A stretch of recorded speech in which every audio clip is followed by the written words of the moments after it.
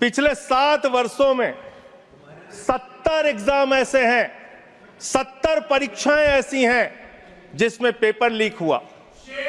70 परीक्षाएं मान्यवर। कहीं मेडिकल में दाखिला लेना हो, उसके एग्जाम में, नीट की परीक्षा में पेपर लीक। कहीं नौकरी के लिए कोई परीक्षा दे रहे हैं, क्लर्क की, कांस्टेबल की, उसके पीछे पेपर लीक। ये पेपर लीक की घटनाओं के लिए कोई राष्ट्रीय नीति, कोई राष्ट्रीय कानून बनाने की आवश्यकता है जिससे पेपर लीक की घटना रोकी जा सके। मैं पेपर लीक से प्रभावित होने वाले छात्रों की संख्या अगर पढ़ूंगा तो पूरे सदन को इसके बारे में अफसोस होना चाहिए। आपका आंकड़ा है 1,70,00,000 नौजवान ये पेपर लीक की घटना से, हमारे बच्चे बच्चियां, छात्र छात्राएं, बेरोजगार नौजवान प्रभावित हुए हैं। Shri Sanjay Singh, sir, you have 14 minutes. धन्यवाद मान्यवर, आपने इस महत्वपूर्ण विषय पे मुझे अपनी बात कहने का मौका दिया। सदन में माननीय शिक्षा मंत्री जी भी हैं और आज जब हम लोग शिक्षा के बारे में बात कर रहे हैं तो बाबा साहब डॉक्टर भीमराव अंबेडकर जी को याद करना बहुत आवश्यक है। बाबा साहब डॉक्टर भीमराव अंबेडकर जी ने कहा था, शिक्षा शेरनी का वो दूध है जो जितना पिएगा उतना दहाड़ेगा। अगर भारत शिक्षित बनेगा तभी विकसित बनेगा मान्यवर। शिक्षित भारत ही विकसित भारत बन सकता है। लेकिन वास्तव में इस शिक्षित भारत की सच्चाई क्या है? हो सकता है कि सरकार ने अपनी ओर से बड़े बड़े दावे किए हों, बजट में बड़ी बड़ी घोषणाएं की हों, लेकिन जमीन पर उसकी सच्चाई क्या है, यह आपके माध्यम से सरकार को और देश को जानना जरूरी है। मान्यवर, सबसे पहले मैं आपके सामने पूरे देश में ड्रॉप आउट स्टूडेंट का आंकड़ा रखना चाहता हूं। वर्ष 2022-23 और 23-24 में पूरे हिंदुस्तान के अंदर, पूरे भारत में 54,77,223 बच्चों ने सरकारी स्कूल की शिक्षा छोड़ी है मान्यवर। 54,77,223 बच्चों ने। और ये बच्चे 1 कक्षा से लेकर 8वीं कक्षा तक के बच्चे। इनमें आसाम का अगर आंकड़ा पढ़ें तो 3,58,075 बच्चों ने सरकारी स्कूल की शिक्षा छोड़ी है। गुजरात का अगर आंकड़ा पढ़ें, जिसके विकास के बारे में बड़े बड़े दावे किए जाते हैं, 1,38,813 बच्चों ने सरकारी स्कूल की शिक्षा क्लास 1 से क्लास 8वीं तक छोड़ी है। अगर आप मणिपुर की बात करें, 17,991 बच्चों ने सरकारी स्कूल की शिक्षा छोड़ी है। अगर आप मेघालय की बात करें, 65,532 बच्चों ने सरकारी स्कूल की शिक्षा छोड़ी है। अगर आप राजस्थान की बात करें, 8,99,240 बच्चों ने सरकारी स्कूल की शिक्षा छोड़ी है। और अगर आप उत्तर प्रदेश की बात करें तो 7,41,626 बच्चों ने सरकारी स्कूल की शिक्षा छोड़ी है। दिल्ली का आंकड़ा मैं जान रहा था कि हमारे भाई दिल्ली का आंकड़ा जरूर पूछेंगे, इसलिए बोलना जरूरी है। दिल्ली का आंकड़ा, दिल्ली में वर्ष 2022-23 और 23-24 का मिला के अगर आप आंकड़ा देखेंगे, इनका ही आंकड़ा है सरकार का, मैं चाहता हूं पढ़ भी लेंगे हमारे साथी, 7,000 बच्चों ने सरकारी स्कूल की शिक्षा छोड़ी है। ये आंकड़े मान्यवर बहुत चौंकाने वाले, बहुत परेशान करने वाले और ये बताने वाले हैं कि सरकारी स्कूल से किस तरह से पूरे देश में शिक्षा छोड़ छोड़ के बच्चे अपने घर पर बैठ रहे हैं और इसमें भारतीय जनता पार्टी के शासित राज्यों के बारे में जो मैंने आंकड़ा पढ़ा है वो निश्चित रूप से चौंकाने वाला है। इनको इसकी ओर ध्यान देना चाहिए। दूसरा मामला आता है मान्यवर पेपर लीक का। पेपर लीक की घटनाएं कितनी हुई पूरे देश में? पिछले 7 वर्षों में 70 एग्जाम ऐसे हैं, 70 परीक्षाएं ऐसी हैं जिसमें पेपर लीक हुआ। 70 परीक्षाएं मान्यवर। कितने परिश्रम से एक कांस्टेबल की परीक्षा के लिए एक बेरोजगार नौजवान अपनी तैयारी करता है। कितने परिश्रम से एक क्लर्क की नौकरी के लिए, एक पीसीएस आईएएस की नौकरी के लिए, कितने परिश्रम से अपने घर की जमीन बेच के एक नौजवान परीक्षा की तैयारी करता है, लेकिन पेपर लीक हो जाता है। कहीं मेडिकल में दाखिला लेना हो, उसके एग्जाम में, नीट की परीक्षा में पेपर लीक। कहीं नौकरी के लिए कोई परीक्षा दे रहे हैं, क्लर्क की, कांस्टेबल की, उसके पीछे पेपर लीक। ये पेपर लीक की घटनाओं के लिए कोई राष्ट्रीय नीति, कोई राष्ट्रीय कानून बनाने की आवश्यकता है जिससे पेपर लीक की घटना रोकी जा सके। मैं पेपर लीक से प्रभावित होने वाले छात्रों की संख्या अगर पढ़ूंगा तो पूरे सदन को इसके बारे में अफसोस होना चाहिए। आपका आंकड़ा है 1,70,00,000 नौजवान ये पेपर लीक की घटना से, हमारे बच्चे बच्चियां, छात्र छात्राएं, बेरोजगार नौजवान प्रभावित हुए हैं। और इसमें क्या घोटाला हुआ है? आप जिसको परीक्षा कराने का ठेका देते हैं, उत्तर प्रदेश में 69,000 कांस्टेबल की भर्ती के लिए आपने ठेका दिया ईडू टेस्ट नाम की एक कंपनी को। विनीत आर्या नाम के व्यक्ति की एक कंपनी है जिसका भारतीय जनता पार्टी के नेताओं से गहरा रिश्ता है। और इसमें यह पाया गया कि 69,000 कांस्टेबल की भर्ती में इस कंपनी ने पेपर लीक कराया, घोटाला किया, गड़बड़ी किया, इसको ब्लैकलिस्ट किया गया। जांच एजेंसियों के सामने यह आदमी प्रस्तुत नहीं हुआ और इसके बाद इसी कंपनी को बिहार में भी एग्जाम कराने का ठेका दे दिया गया। यह आपका प्यार है, आपको छात्रों के, नौजवानों के भविष्य से कोई लेना देना नहीं है। आपको सिर्फ और सिर्फ अपने दोस्तों को, अपने मित्रों को फायदा पहुंचाने का काम करना है।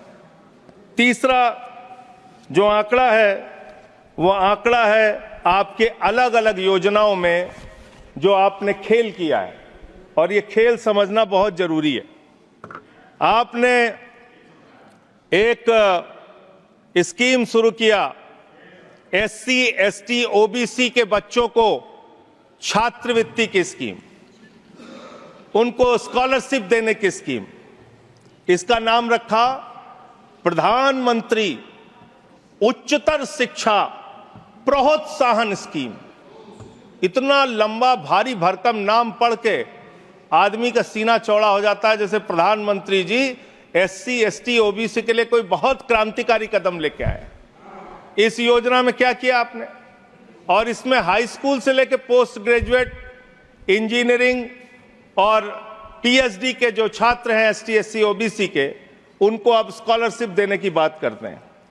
इसमें आपने 2023-24 में 98 करोड़ रुपए खर्च किया। 2024-25 में इस स्कीम को बढ़ा के आपने 1558 करोड़ रुपए बजट में निर्धारित किया। बड़ी खुशी की बात है। 98 करोड़ खर्चा हुआ 23-24 में और 1558 करोड़ आपने बजट बढ़ा के कर दिया, निर्धारित कर दिया 24-25 में। फिर आप रिवाइज्ड बजट लेके आते हैं, संशोधित बजट लेके आते हैं। ये 1558 करोड़ की स्कीम घटा के आपने इसको 1000 करोड़ कर दिया। 1000 करोड़ करके 24-25 में इसको 1000 करोड़ किया, यानी कि इसी स्कीम में आपने 35% एससी, एसटी, ओबीसी को मिलने वाली स्कॉलरशिप का पैसा कम करने का काम किया। दूसरी स्कीम आपकी है PM rising India, PM Shri scheme. इसका भी बड़ा ढोल पीटते रहे आप। पीएम श्री स्कीम में 23-24 में 1215 करोड़ रुपए आपने खर्च किया। 24-25 में इस स्कीम में आपने 6050 करोड़ रुपए निर्धारित कर दिया, और जब आपने इसको बढ़ाया तो यह प्रस्तुत किया कि हमने इस स्कीम में, प्रधानमंत्री श्री स्कीम में, हम देश के स्कूलों का कायाकल्प करेंगे, शानदार स्कूल बनाएंगे, और इसका बजट देखिए हमने बढ़ा के 6050 करोड़ कर दिया। फिर 24-25 में ही आप इसके लिए रिवाइज्ड बजट लेके आए और इसमें करीब करीब 1500 करोड़ रुपए आपने घटा के इसको रिवाइज बजट में 4500 करोड़ रुपए कर दिया। करीब करीब 25% बजट आपने पीएम श्री स्कीम का कटौती कर दिया। फिर 25-26 में इसको 7500 करोड़ कर दिया। फिर आप एक स्कीम लेके आए, प्रधानमंत्री उच्चतर शिक्षा अभियान। इस स्कीम के अंदर 23-24 में आपने 186 करोड़ रुपए खर्च किया। 24-25 में फिर इसको बढ़ा के आपने 815 करोड़ रुपए कर दिया। फिर इसी साल 24-25 में आप रिवाइज्ड बजट लेके आए, जिसमें आपने 920 करोड़ रुपए यानी कि करीब करीब 50% इस बजट का भी पैसा कम कर दिया। और फिर 25-26 के लिए 815 करोड़ रुपए जो 24-25 में किया था, वही आपने 25-26 के लिए कर दिया। यानी कितना खेल शिक्षा के नीति के साथ, शिक्षा के लिए निर्धारित बजट के साथ, कितना बढ़िया खेल किया आपने। एक बार आप बजट निर्धारित करते हैं, फिर संशोधित करते हैं, फिर वही बजट दोबारा अगले साल घोषित करते हैं। ये इस देश के शिक्षा व्यवस्था के साथ आप मजाक नहीं कर रहे हैं तो और क्या कर रहे हैं। फिर आपने एक समग्र शिक्षा, जिसकी आजकल बहुत चर्चा पूरे देश में है, इस समग्र शिक्षा अभियान में आपने 23-24 में 32,830 करोड़ रुपए खर्च किया, और फिर 24-25 में आपने इसको घटा के, इसको बढ़ा के 37,500 करोड़ किया। फिर रिवाइज बजट लेके आए आप।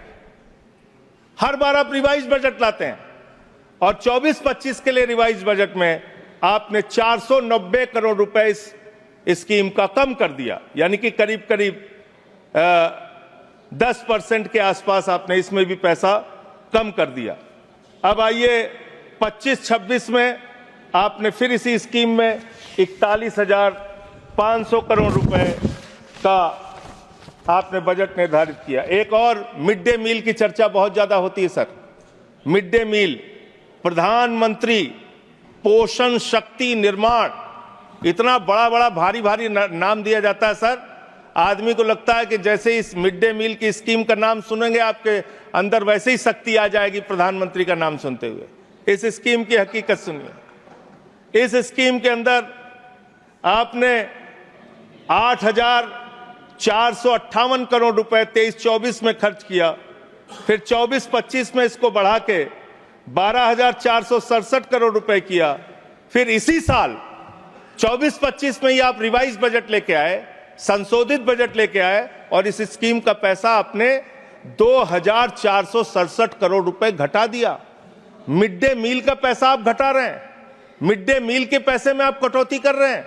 आपकी सरकार को शर्म आनी चाहिए। बच्चों के मिड डे मील का पैसा भी आप लोग पूरा नहीं देते, और करीब करीब 19% पैसा आपने मिड डे मील का कम कर दिया। मेरा आपसे ये कहना है मान्यवर कि आज जिस तरीके से आप इस देश की शिक्षा व्यवस्था के साथ खिलवाड़ कर रहे हैं, इतिहास के साथ भी छेड़छाड़ आप कर रहे हैं। आजकल बड़ी चर्चा औरंगजेब की पूरे देश में चल रही है। मैं चाहता हूं कि जितने भी मुगल क्रूर शासक हैं उनके बारे में इस देश के अंदर पढ़ाया जाए, लेकिन इसके साथ साथ अंग्रेजों ने 200 साल तक हिंदुस्तान को गुलाम बना के रखा।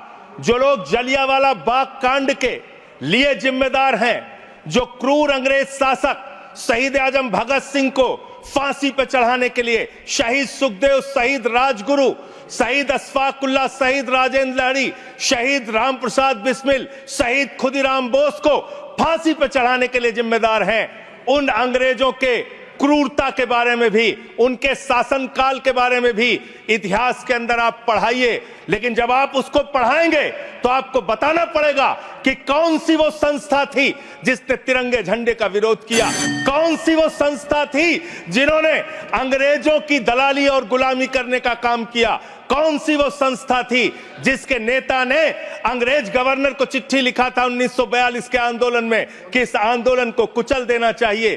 पढ़ाना चाहिए इतिहास, इस देश के नौजवानों को यह इतिहास पढ़ाना चाहिए कि कौन से वो नेता थे जिन लोगों ने क्रांतिकारियों का विरोध करके और उस जमाने में मुस्लिम लीग के साथ 3 राज्यों में सरकार बनाने का अपराध किया था। ये सारा का सारा इतिहास हिंदुस्तान के लोगों को पता होना चाहिए, जिससे हम मुगलों की क्रूरता के बारे में भी जान सकें और अंग्रेजों के शासन काल में अंग्रेजों का साथ देने वाले संगठन की सच्चाई भी इस देश के लोगों को पता चलनी चाहिए। बहुत बहुत धन्यवाद मान्यवर, आपने मुझे बोलने का अवसर दिया। हमसे जुड़े रहने के लिए हमारे YouTube चैनल को सब्सक्राइब करें और नई वीडियो की नोटिफिकेशन के लिए बेल आइकॉन को दबाएं।